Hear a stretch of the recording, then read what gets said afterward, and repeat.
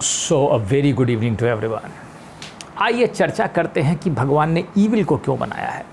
बच्चे ने मुझसे ये भी पूछा कि ईविल बहुत हैं, संसार में दुख क्यों है, ईविल ये डेमन्स ये दुख क्यों है, ये बुराई क्यों है संसार में। तुम लोग भी कभी कभी सभी लोग परेशान, मैं खुद परेशान हो जाता हूँ संसार को देख देख करके। पहले हो जाता था, अब इतना नहीं होता कि यार संसार में दुख है, यहाँ लोग रो रहे हैं, गरीबी है, ये है वो है, बड़ी समस्याएं दिख रही हैं यहाँ पर। और ऐसा लगता है जैसे यहाँ कोई पूछने वाला ही नहीं है, सिर्फ गरीबों का दुख और ये सब ऐसे ही बना दिया गया है।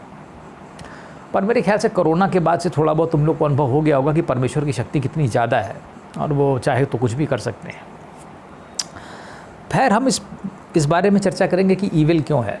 देखो, अगर यहाँ मान लो सब कुछ बड़ा सुंदर सुंदर अच्छा बनाया होता, एवरीथिंग बस हंकी डोरी, आनंद आ रहा होता, कभी बीमारियाँ ही नहीं होती, कुछ होता ही नहीं, ना कोई गरीबी होती, कोई कुछ करने की ज़रूरत नहीं, आनंद बह रहा है, बैठे हैं लोग, ऐसी पृथ्वी थी पहले, अब नहीं है, ठीक है। तो जानते हो क्या होगा, तो तुम इसे अपना घर मान लोगे परमानेंट, और जबकि ये है नहीं। इस शरीर को अपना मान लोगे जबकि ये तुम्हारा है नहीं।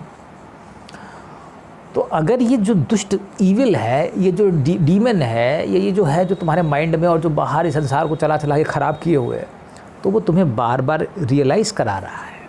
It is actually making you realize that it is not a permanent adobe of yours. This is not a permanent home of yours. This is not a permanent body of yours.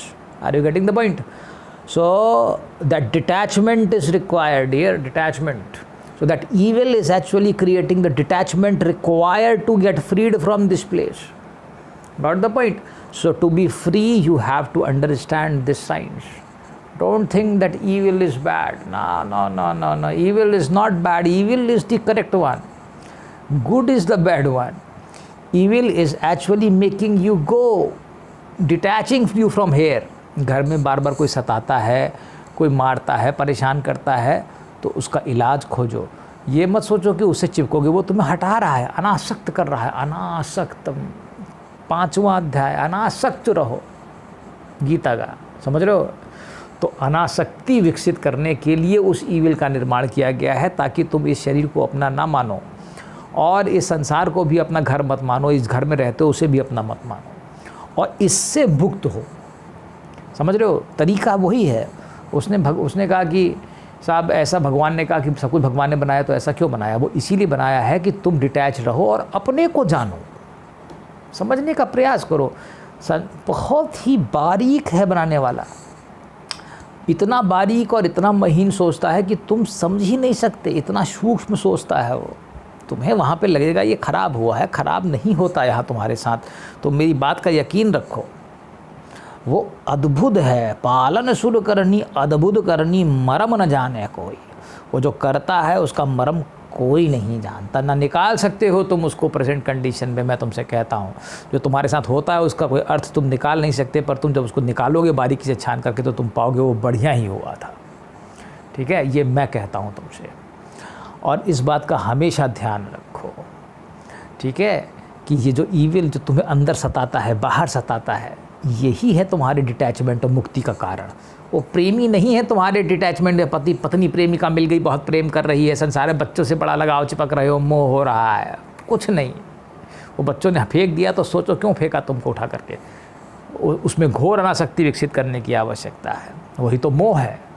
तो bond को break करने के लिए यहाँ दुख बनाए गए हैं, ताकि वो दुखों से तुम ऊब करके यहाँ से भागो प्रभु की शरण में। आर्त जिज्ञासु ये लोग भागते हैं, आर्त मतलब सताए हुए लोग, वो भगवान की शरण ग्रहण करते हैं। तो वो तुम्हें बुला रहा है, अगर तुम्हें ज़्यादा ही कष्ट हो गया है तो, ठीक है। तो उसका तरीका है थोड़ा बड़ा टेढ़ा है, थोड़ा कष्टदायक होता है, कष्ट तो है ही है, लेकिन आनंद देगा, ये भी ध्यान रखना मेरी बात। भले ही अभी कष्ट लग रहा हो, लेकिन बाद में वो आनंद ही देगा, मेरी बात याद रखना। तो पूर्ण रूप से आनंदित होकर स्थायित्व प्राप्त करके जीवन जियो। मैं तुमसे सच कहता हूँ, कभी भी गुस्सा मत हो, होने दो जो हो रहा है। और एक महान, और घबराओ मत अगर कठिनाइयाँ आ रही हैं, बिल्कुल नहीं, उस परमेश्वर पर विश्वास रखते हुए चलो और तुम आनंद भोगोगे। मैं तुमसे सच कहता हूँ, अगर तुम विश्वास पे चलोगे कि करने वाला वही है। और उस शैतान से घबराने की ज़रूरत नहीं है। उस शैतान तो कहता है कि यहाँ से मुक्त हो जाओ और भाग जाओ वो तो तुम्हें मदद ही कर रहा है, क्योंकि वो जानता है यहाँ तो सब कुछ टेम्परेरी ही है। ठीक है, तो उम्मीद है तुम समझ गए होगे कि ये ईविल क्यों है। चलो, थैंक यू।